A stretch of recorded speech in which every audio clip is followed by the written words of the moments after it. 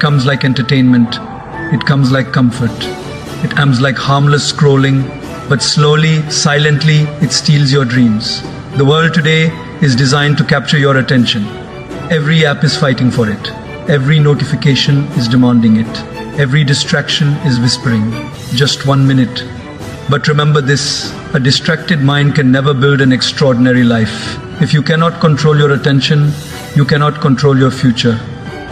The people who achieve greatness are not always the smartest. They are simply the ones who learned how to focus. Today, let us talk about 6 simple yet powerful ways to stay focused in this distracted world. These are not complicated theories.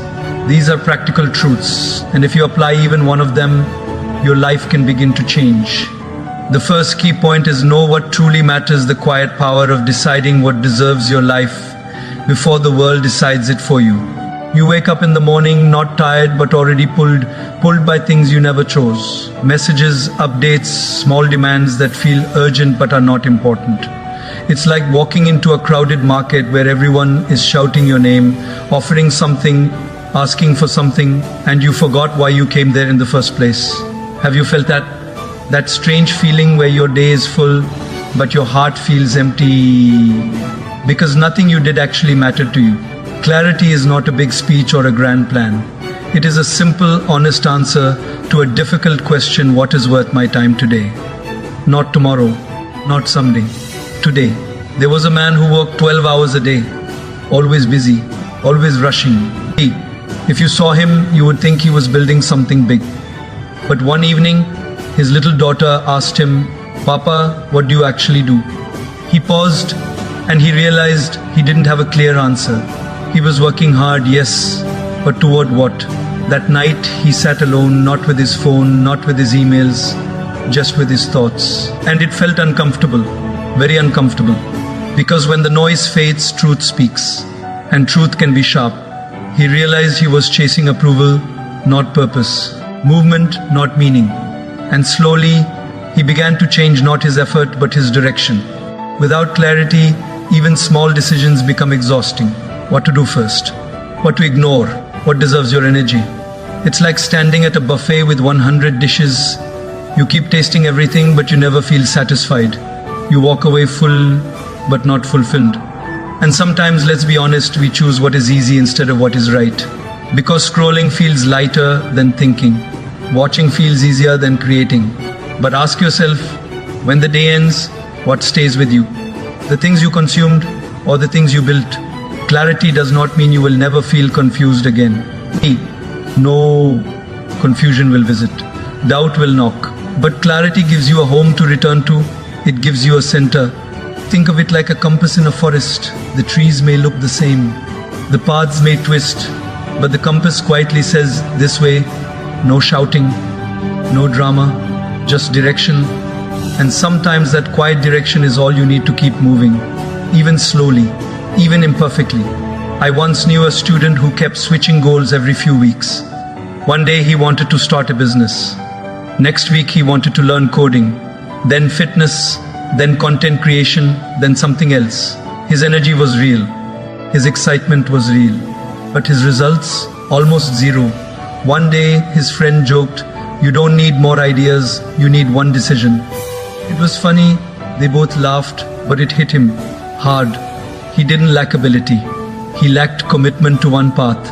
So he chose one thing, just one, and stayed with it. Not perfectly, not always happily, but consistently. And that changed everything. Here's something simple but powerful. Not everything deserves your attention. Let that sink in. Not everything deserves your attention. Some things are noise dressed as opportunity. Some are distractions wearing the mask of importance. If you say yes to everything, you are silently saying no to what matters most. And the cost of that is not always visible immediately.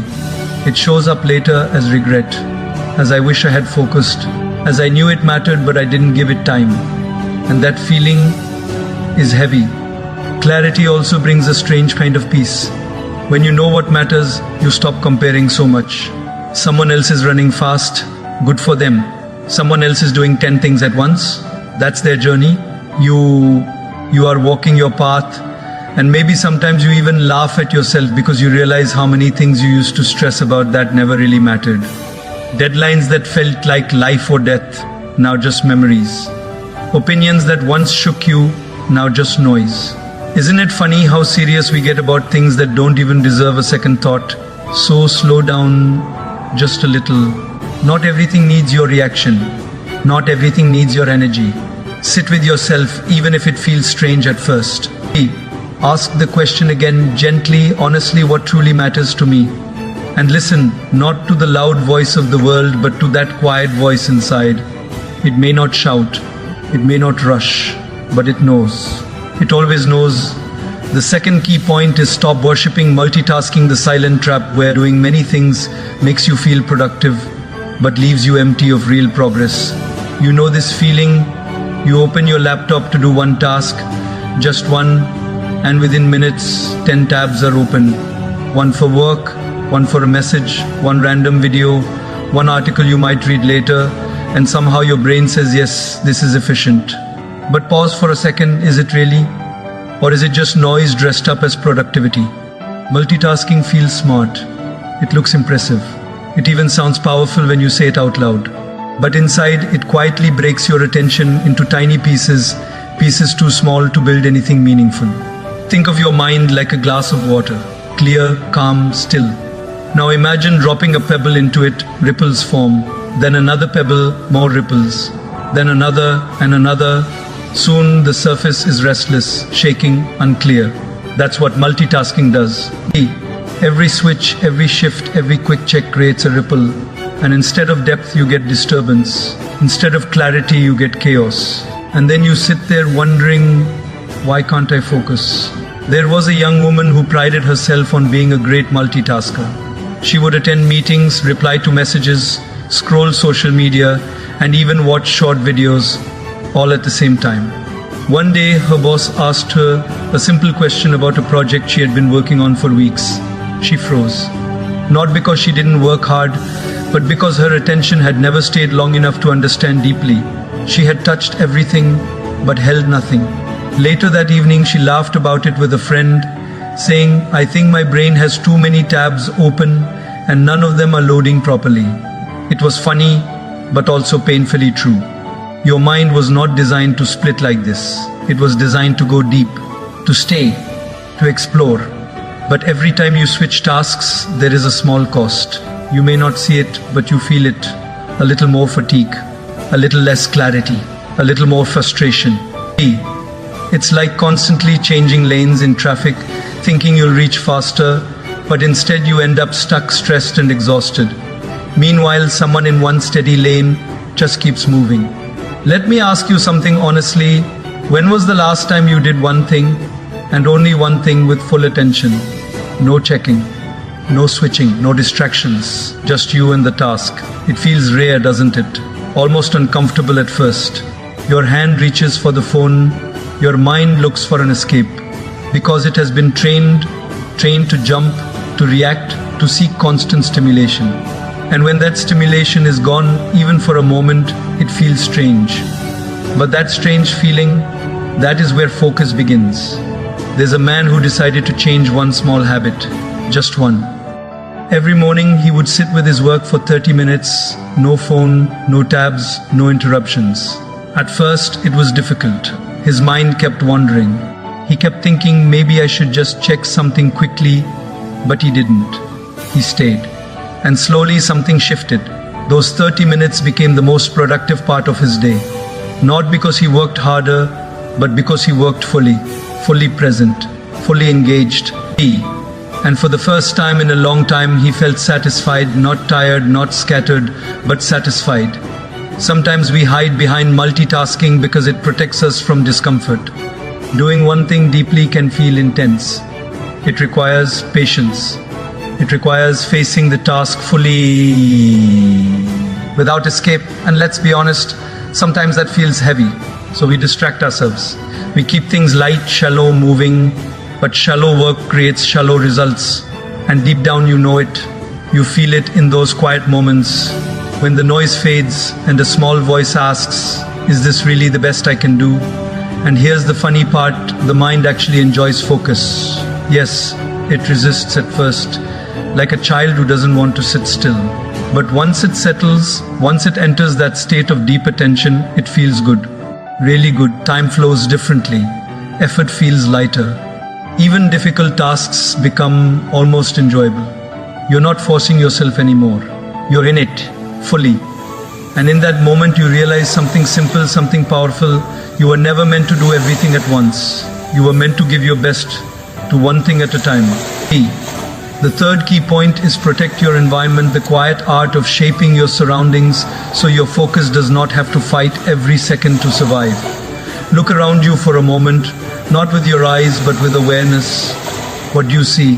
A phone within arm's reach? Notifications waiting like uninvited guests? A messy desk that somehow feels heavier than it looks? These are not small things, they are signals. Your environment is always speaking to your mind, always guiding your behavior, even when you don't notice it. It whispers, check this, open that, just a quick look. And before you realize, your focus is gone not because you are weak, but because your environment is loud. There was a man who kept blaming himself for not being disciplined. Every day he would say, tomorrow I will focus. But tomorrow came and went, and nothing changed. One day, his friend visited his workspace. Within seconds, the friend laughed and said, you don't have a focus problem, you have a circus.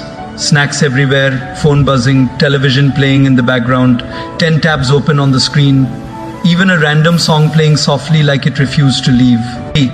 The man smiled awkwardly, but deep inside something clicked. Maybe it wasn't about trying harder, maybe it was about making it easier.